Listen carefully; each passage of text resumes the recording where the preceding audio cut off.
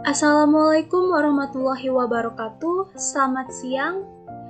Yang terhormat kepada dosen kami yaitu Ibu Ida Syafrida, Sarjana Ekonomi, Magister Sains. Kami, kelompok 6, akan mempresentasikan hasil diskusi kami. Yaitu kami membahas sektor industri barang konsumsi, ada PT Indofood CBP, Sukses Makmur Tbk, PT Mayora Indah Tbk, dan PT Ultra Jaya Milk Industri Terbuka. Dengan beranggotakan Lisma Chandra Rahayu, Nur Laila Sari, dan saya sendiri Raisa Fadri Winarti. Selanjutnya ada pendahuluan. Di sini ada latar belakang. Penilaian saham merupakan melalui analisis fundamental ialah proses yang dilakukan dalam hal penentuan harga wajar atau nilai intrinsik sekuritas atas suatu aset modal, kapital aset. Analisis fundamental atas harga saham dapat dilakukan terhadap saham-saham dari berbagai sektor industri. Selanjutnya ada tujuan. Yang pertama, menjabarkan profil perusahaan PT CBP Indofood Tbk, PT Mayora Indofood Tbk, dan PT Ultra Jaya Milk Industri Tbk. Yang kedua, menjabarkan analisis capital gain dan return. Ketiga, menjabarkan analisis teknikal terkait dengan PT CBP Indofood Tbk, PT Mayora Indah Tbk, dan PT Ultra Jaya Milk Industri Tbk. Keempat, menjabarkan analisa makroekonomi terkait dengan PT CBP Indofood Tbk, PT Mayora Indah Tbk, dan PT Ultra Jaya Milk Industri Tbk. Dan yang terakhir, menjabarkan analisis rasio likuiditas, profitabilitas, aktivitas, solvabilitas, dan market value pada PT CBP Indofood Tbk, PT Mayora Indah Tbk, dan PT Ultra Jaya Milk Industri Tbk. Selanjutnya ada pembahasan. Di sini ada profil perusahaan PT Indofood CBP Tbk.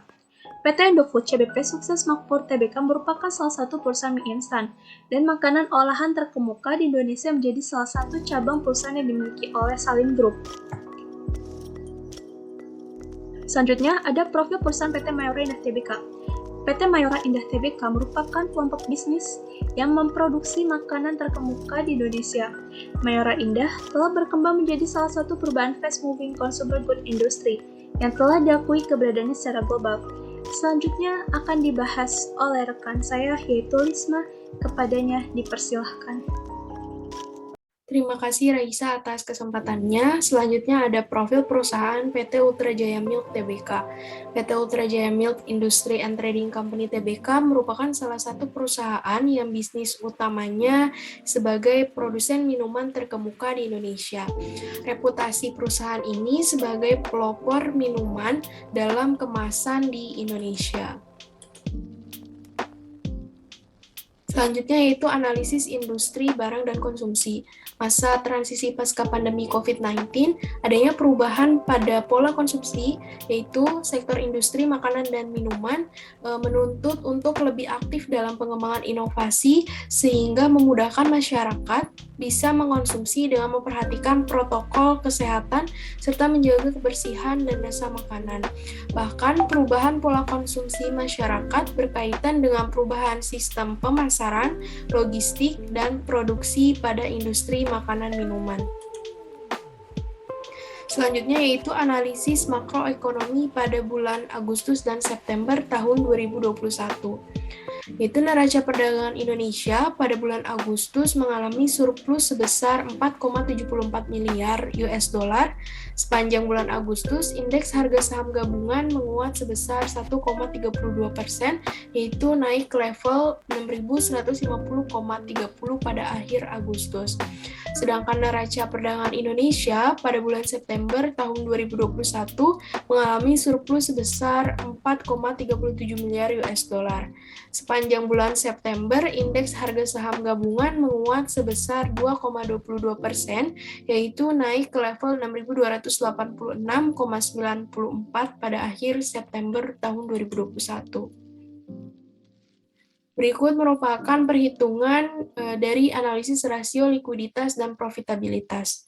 Selanjutnya akan dijelaskan oleh teman saya yaitu Nur Laila Sari.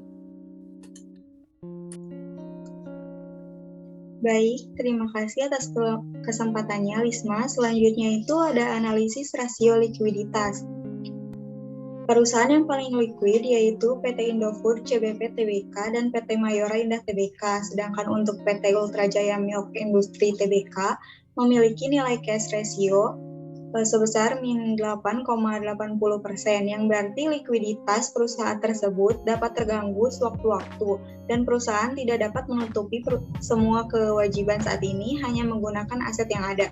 Sedangkan nilai net working capital pada ketiga perusahaan yaitu yang pertama tuh 11.500 sekian, lalu yang kedua 9.300 sekian, dan yang ketiga itu 3.200 sekian.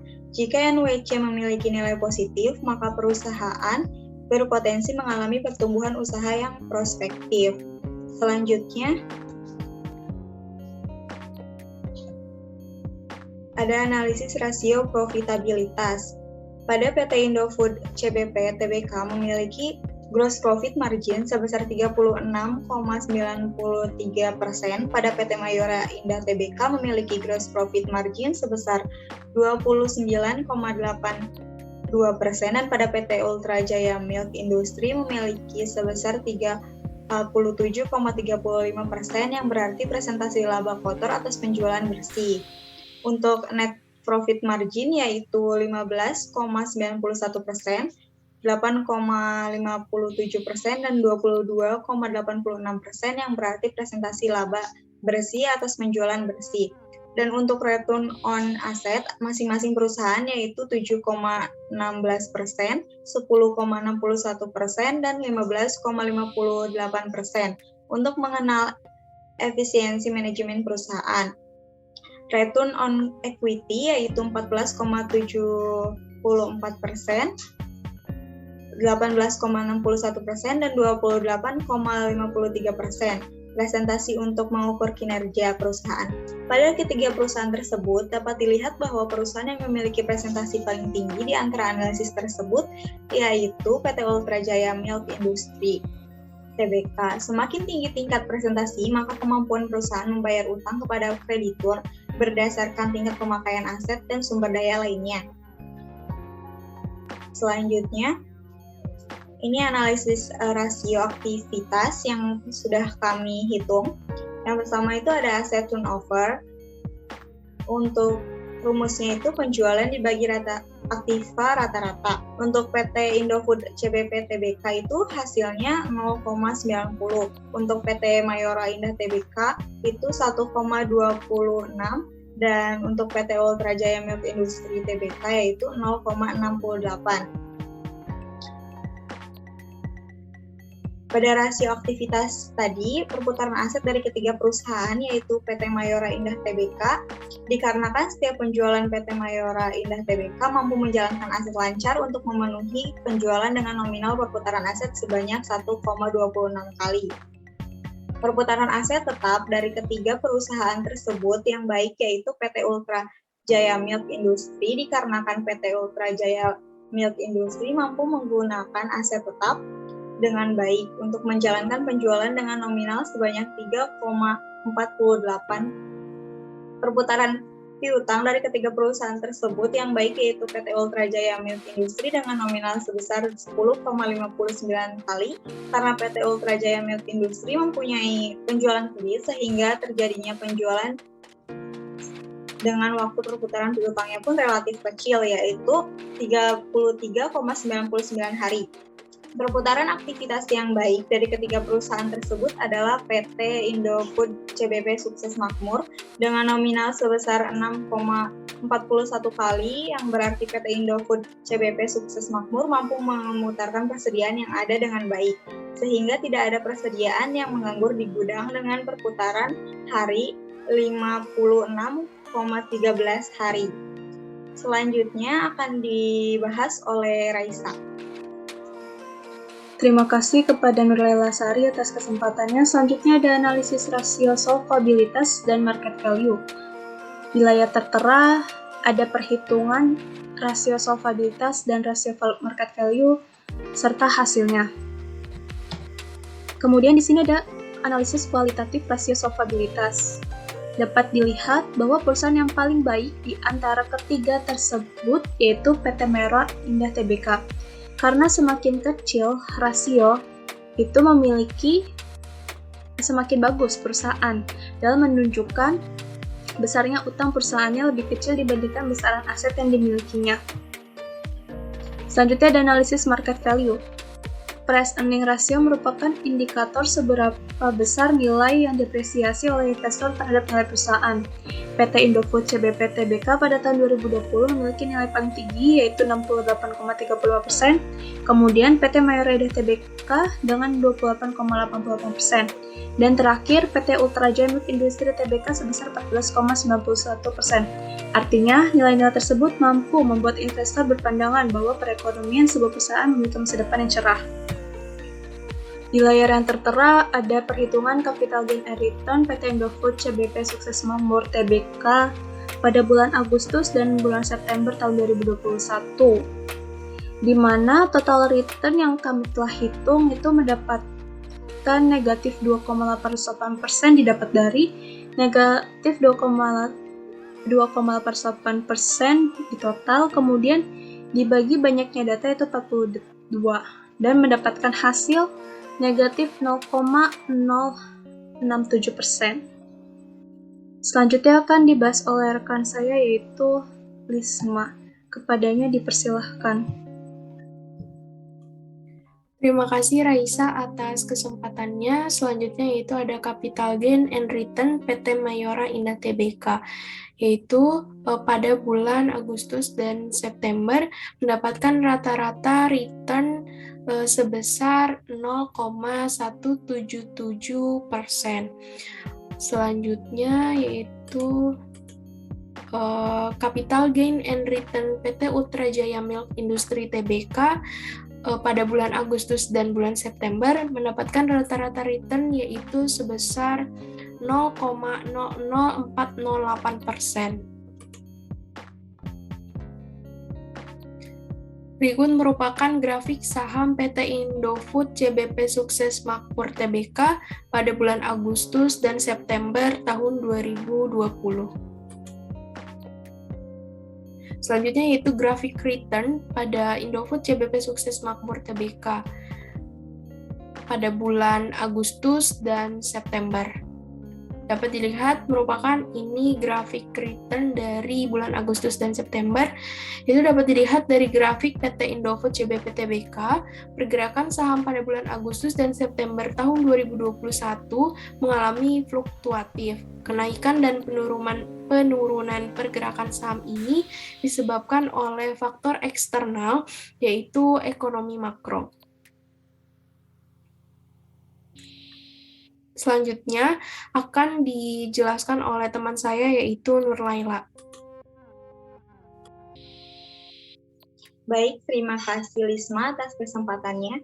Selanjutnya ada grafik saham PT Mayora Indah Tbk untuk bulan Agustus dan September tahun 2020. Selanjutnya, ini adalah grafik return PT Mayora Indah Tbk untuk bulan Agustus dan September tahun 2021. Dapat dilihat dari grafik PT Mayora Indah Tbk, pergerakan saham pada bulan Agustus dan September 2021 mengalami kenaikan dan penurunan secara bertahap. Dimulai pada tanggal 13 September 2021 yang mengalami kenaikan, lalu disusul dengan penurunan setelahnya dan kemudian naik lagi di tanggal 20 September 2021. Selanjutnya, ini adalah grafik saham PT Ultrajaya Milk Industri Tbk untuk bulan Agustus dan September 2020. Ini grafik return PT Ultrajaya Milk Industri Tbk untuk bulan Agustus dan September 2021. Dapat dilihat dari grafik PT Ultrajaya Milk Industri Tbk, pergerakan saham pada bulan Agustus dan September 2021 terjadi kenaikan yang cukup signifikan pada tanggal 30 Agustus 2021, lalu diikuti dengan penurunan yang tajam pada tanggal 6 September 2021. kesimpulan, dapat disimpulkan bahwa PT Mayora Indah Tbk memiliki persentase rasio solvabilitas yang kecil sehingga menunjukkan utang perusahaan lebih kecil dibandingkan besaran aset yang dimilikinya. Dari ketiga perusahaan, yaitu perusahaan yang paling liquid, yaitu PT Indofood, CBP Sukses Makmur, dan PT Mayora Indah Tbk karena memiliki persentase rasio yang besar. Kedua perusahaan tersebut mampu untuk memenuhi kewajiban lancarnya. Dapat dilihat dari pergerakan saham, investor sebaiknya memilih PT Mayora Indah Tbk karena memiliki return 0,177% yang berarti positif atau sehingga investor mendapatkan keuntungan atau mendapatkan capital gain. Selanjutnya itu ada saran. Bagi investor, jika akan melakukan investasi pada ketiga perusahaan yaitu PT Indofood CBP Tbk, PT Mayora Indah Tbk, dan PT Ultrajaya Milk Industri Tbk dapat melihat